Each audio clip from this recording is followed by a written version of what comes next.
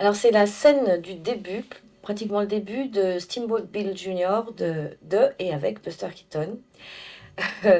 On voit d'abord dans un, c'est le conducteur, je sais pas comment on dit, le pilote de ces bateaux à vapeur énormes qui étaient sur les fleuves, je pense le Mississippi, je suppose.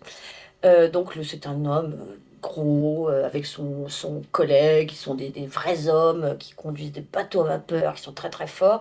Et il reçoit une lettre, il me semble, de son ex-femme ou de sa femme qui vit en ville et qui lui envoie, si je me rappelle, peut-être que j'invente, mais son fils pendant quelque temps, pendant un an ou quelques mois, j'en sais plus, pour travailler avec lui, pour le rejoindre. Et donc il va l'attendre. Il va l'attendre à la gare. Et alors, il est là, il guette tous les gens qui descendent du train avec son acolyte, qui sont deux mecs comme ça. Et puis, on voit descendre différentes personnes, j'ai l'impression. Et nous, on sait en plus comment était Buster Keaton. Donc, on s'attend. Peut-être qu'on l'a vu avant, je ne me rappelle plus. Et on voit différents hommes. Alors, lui, il guette. Il dit, oh, ça va être celui-là, le grand, le je sais pas quoi. Puis, il voit personne descendre. Et en fait, on voit Buster Keaton qui en plus, il est, je pense, je vais dire une bêtise, mais en tout cas, il est peut-être avec une guitare ou un instrument, en fait, de toute façon, ou alors il serait avec genre un truc de golf, enfin, complètement, évidemment pas. Et c'est l'intellectuel, il est avec ses petites lunettes, et il est descendu de l'autre côté du quai.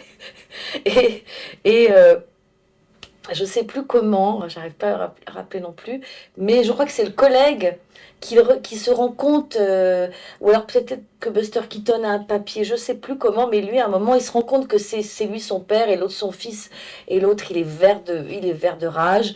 Le collègue se fout de lui évidemment. Il y a tout un début comme ça. Bon, après, il ne faut pas raconter la suite si on l'a pas vu. Mais voilà, c'est la première rencontre entre ce fils qui n'a jamais, enfin, qui n'a jamais vu son père et vice-versa, évidemment. Bah, c'est évidemment ce paradoxe, enfin, décidément, ce paradoxe entre ces deux personnages, et puis le gag du père qui attend son fils, et qui va être avec son collègue qui va se moquer de lui, lui dire ah oui c'est ça ton fils, c'est un gringalet, il est tout petit, alors que évidemment Buster Keaton à ce moment-là n'avait pas l'âge d'un adolescent, enfin il était censé être un jeune homme, mais qui s'attend à avoir un grand type comme lui et qui voit arriver un gringalet dont bien sûr il va carrément pas le vouloir, plus ou moins il va le rejeter, il va y avoir toute une...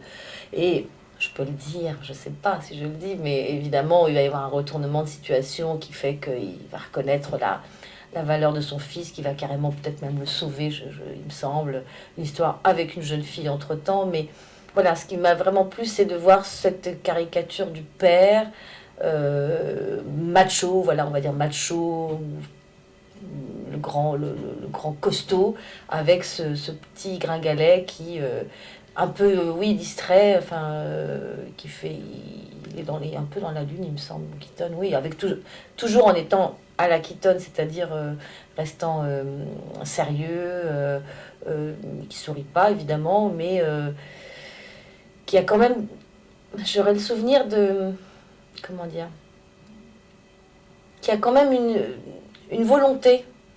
On voit quand même qu'il a envie de faire certaines choses. Il veut rester avec son père jusqu'à ce qu'il se sente rejeté. Euh, mais il veut faire bien. Il croit qu'il fait bien. Donc il fait le maximum, quoi. Mais ce père, évidemment, ne trouve pas que son fils corresponde à ce qu'il aurait voulu, forcément.